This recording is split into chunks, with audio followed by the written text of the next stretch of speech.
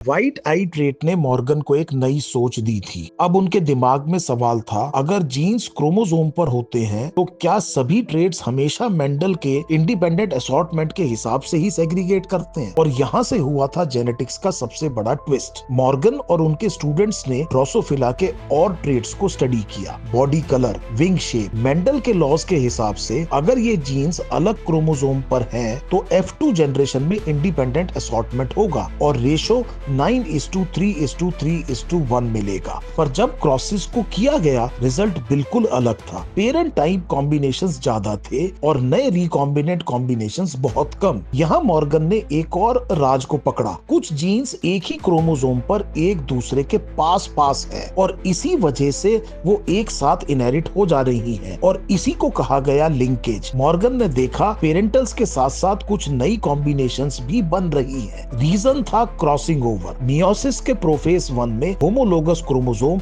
एक दूसरे के साथ डीएनए का एक्सचेंज कर लेते हैं और इसी वजह से नए अलील कॉम्बिनेशंस बनते हैं। और यहाँ से एक नया आइडिया आया, जितना ज्यादा क्रॉसिंग ओवर होता है उतना ज्यादा डिस्टेंस दोनों जीन्स के बीच होता है। यानी रिकॉम्बिनेशन फ्रीक्वेंसी को यूज करके जीन्स का मैप बनाया जा सकता है क्रोमोसोम पर उनकी रिलेटिव पोजीशन के हिसाब से। इस तरह मेंडल्स के लॉ को एक्सटेंड किया गया। सेग्रीगेशन हमेशा सही है। इंडिपेंडेंट असॉर्टमेंट सिर्फ उन जीन्स के लिए सही है जो या तो अलग क्रोमोसोम पर लोकेटेड है या एक ही क्रोमोसोम पर एक दूसरे से बहुत दूर लोकेटेड है। मॉर्गन ने एक्सपेरिमेंटली प्रूफ दे दिया कि जीन्स क्रोमोसोम पर होते हैं, जिसमें क्रोमोसोमल थ्योरी ऑफ इनहेरिटेंस सिर्फ एक थ्योरी नहीं रह गई बल्कि एक फैक्ट बन गई। इसी का इनाम T.H. मॉर्गन को 1933 में नोबेल प्राइज के रूप में मिला और ड्रोसोफिला एक मॉडल ऑर्गेनिज्म बन गई जेनेटिक्स की। वो बन गई जेनेटिक्स की रानी।